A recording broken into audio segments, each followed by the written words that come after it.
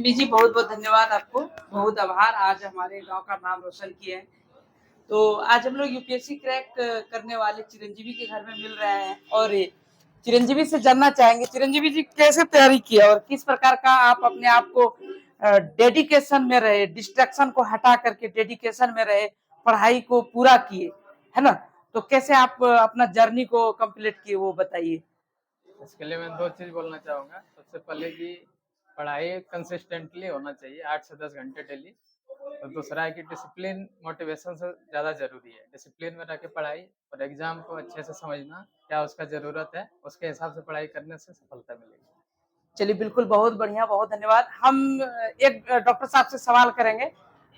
हमको थोड़ा-सा ख़्याल आ रहा है कि जब आप गाँव में रहते थे, तो उस समय आपके पास साइकिल हुआ करता था और शायद चिरंजीवी उस समय बहुत छोटे थे और आप साइकिल से मोड़ तक छोड़ते थे। उसके बाद आप गाड़ी लिए, क्या ये बात सही है? बिल्कुल सही है। डॉक्टर साहब की ओर देखिए। उस समय मैं साइकिल से ही चलता था और मेरा ख्वाब था कि बच्चे को शिक्षा क्या ज़रूरत है। मैं उस समय जिस समय मैं पढ़ रहा था, उस समय उसका व्यवस्था भी नहीं था, न ट्यूशन भी न कुछ। हम लोग 6 किलोमीटर डैम जाते थे पैदल स्कूल पढ़ने के लिए, यानी 6 से 10 तक वहीं की, मैट्रिक वहीं किए हैं शक्ति नगर से। और उस समय से मेरे दिल में एक जुनून था कि मेरा जो बच्चा होगा, उसके लिए शिक्षा सबसे पहला महत्वपूर्ण रहेगा मेरा, कि शिक्षा इससे आगे रहे और बच्चा मेरा कुछ करे। मेरा ये पहले से ये था मेरे दिल एम में एकदम बना हुआ था। कि बच्चा मेरा यानी कुछ अलग करे बिल्कुल। और मैं भी गाँव से कुछ अलग करें, ये मेरा सोच पहले ही से था। मेरा रहन-सहन भी उसी ढंग से ही था पहले से ही। यही मेरा वक्तव्य है और डॉक्टर साहब के बारे में एक बात और बता देंगे। एकदम सच्चे दिल नेक दिल के हरा वैसा गाँव में रहे और हाँ, स्टैंडर्डी में कभी कम नहीं हुआ, अपने हाँ, आप को मैनेज करके रहे। जी। और हम लोग को एक बात और प्राउड होता है कि कोलासर में फर्स्ट नौकरी हाँ, मेरा डॉक्टर साहब का ही है और पहला नौकरी गांव में 300 475 घर में पहला नौकरी जी, और इन्हीं के बदौलत हम लोग पढ़े लिखे जी, अनुसरण किए जी, और आज चिरंजीवी ने यूपीएससी जैसा क्रैक किए और गांव का पहला लड़का नौकरी का और पहला यूपीएससी क्लियर करना ये बहुत बड़ा मायने है। तो डॉक्टर साहब एक बात और पूछना चाहेंगे कि आपने सभी बच्चों को बहुत अच्छे से संस्कार भी दिए। इसमें चिरंजीवी का माँ का भी बहुत अच्छी रोल है। हाँ, हाँ। तो एक बात और बताइए, गार्जियन को कैसे अपने बच्चों के प्रति बिलीव करना चाहिए, विश्वास करना चाहिए बच्चों के ऊपर? मतलब देखिए, गार्जियन के प्रति बच्चे के प्रति गार्जियन को यह ध्यान रखना चाहिए कि मेरा बच्चा संगत यदि है, तो किनके साथ कहाँ बैठ उठ रहे हैं। सबसे पहले तो मेरा बच्चा उतना गलत संगत में न लड़की न लड़का कोई गलत संगत में रहा ही नहीं। इसलिए बच्ची के चलते मैं कोल्हार शहर छोड़ के जयपुर आ गया बच्ची पढ़ाने के लिए। और लड़का के लिए तो फिर कॉन्वेंट दे ही दिया था पहले। तो बच्ची के लिए उतना मेरे पास उसका अवेलेबल था नहीं जो लड़की को भी हम अपने कहीं स्कूल में दे सकें।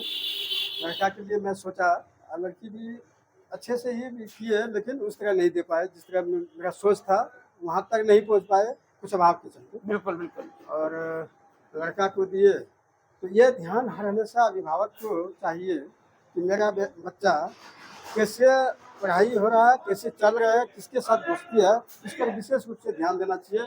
मोबाइल यदि चला रहे हैं, तो उस पर भी ध्यान देना चाहिए कि मोबाइल में क्या देखते हैं। नहीं तो कम से कम छिप के भी आजकल तो देख भी नहीं सकते कि क्या वो देखा पीछे, वो भी ध्यान दे रखना चाहिए कि मोबाइल में यदि देख रहा तो क्या देख रहा था, तो खोल के देख ही सकते हैं। बिल्कुल। ये चीज़ पर ध्यान देना विशेष रूप से मोबाइल पर ध्यान देना चाहिए। मोबाइल से ही बच्चा जो आज बहुत ज़्यादा जो ये हो रहा है मोबाइल के चलते, उसमें सब गुण है। और बच्चे में देखिए इसमें नेगेटिव पॉजिटिव सब है मोबाइल में, अधिकतर बच्चा नेगेटिव की ओर जाता है। बिल्कुल। इस आपका पर गुड टिप्स रहा पेरेंटिंग के जी, लिए। जी। आपने बहुत अच्छा बात बताया, मोबाइल में जो आज डिस्ट्रैक्शन हाँ, फैल रहा है, डेडिकेशन को तोड़ रहा है, हाँ, बहुत अच्छा आपने हाँ टिप्स जी, बताया आप। जी। अच्छा डॉक्टर साहब, कैसे मन में ख्याल आया कि यूपीएससी जैसा परीक्षा चिरंजीवी आपसे सलाह लिए थे या हाँ, फिर नहीं, चिरंजीवी अपने से किए? देखिए 10 तक इसको जब पूछते थे, इसका 10 तक था कि मैं मेडिकल का तैयारी करेंगे। 10 जैसे किया, उसके मन में अचानक आया कि नहीं हम IAS का अप्लाई करें। तो मुझको उस समय लगा कि IAS में उस तरह का खर्च, जैसे तो मेडिकल में भी वही खर्च है, तो हो पाएगा फिर। लेकिन ये हनुमान जी का कृपा है, मेरा दिल कभी, मेरा ये लग रहा था कि मेरा बेटा कितना सोच सकता है, कहाँ तक, उसके लिए मैं तैयार हूँ, जो करना पड़े, जहाँ जहाँ मैं लिया हूँ, जमीन बेच देना होगा या जो भी करना होगा, जो इसका सोच है वही मैं पूरा करूँगा। उसमें हम पीछे नहीं हटेंगे, भले मेरा बच्चा हट जाए लेकिन हम नहीं हटेंगे। ये मेरा ख्वाब था कि जो करे वही करवाएंगे। अडिग तो संकल्प अभी हाँ था। संकल्प था मेरा कि जो चाहेगा वही करवाएंगे, वाह, यही मेरा संकल्प था। मेरा इस तरह उसका होनहार बेटा भी था जो कि उसने करके दिखाया। और कभी ये फिलअप नहीं हुआ कि हमारा पैसा मतलब खर्च हो रहा है। बहुत लोग के ऐसा कहना था कि खर्च हो रहा है, थोड़ा सा सर पीछे भी कुछ करवाइए साइड से। तो चिरंजीव का कहना था कि नहीं, मेरा फोकस जहाँ है वहाँ जाने दीजिए उसको पहले, उसके बाद तब चूड़ी पर सोचा जाए। हम भी सोचे चलो अच्छा, इसलिए कि दिमाग यदि वहाँ से भटकाते तो थोड़ा इधर भी करना पड़ता कुछ न कुछ, इसीलिए कहीं हम भटकाए नहीं। लेकिन मेरा एम था जहाँ, बस पहुँचा दिया, मेरा ख्वाब पूरा हो गया। हनुमान जी का कृपा है, शिव जी का कृपा है, चलिए और बहुत बहुत पूरे धन्यवाद समाज का साहब। भी, समाज का भी कृपा रहा, सबका आशीर्वाद रहा, क्योंकि आज मेरा बेटा यहाँ तक पहुँचा। बिल्कुल, और आने वाला जो भी बच्चे हैं वो भी मेहनत करे, इस तरह का तैयारी करे और निकाले। अच्छा लगेगा, कम से कम लगेगा कि हाँ एक ही नहीं, हजारों, जब हजारों में रहेगा तो लगेगा कि हाँ मेरा कुल्हासार से या मेरे समाज से इस तरह का IAS निकला। बिल्कुल।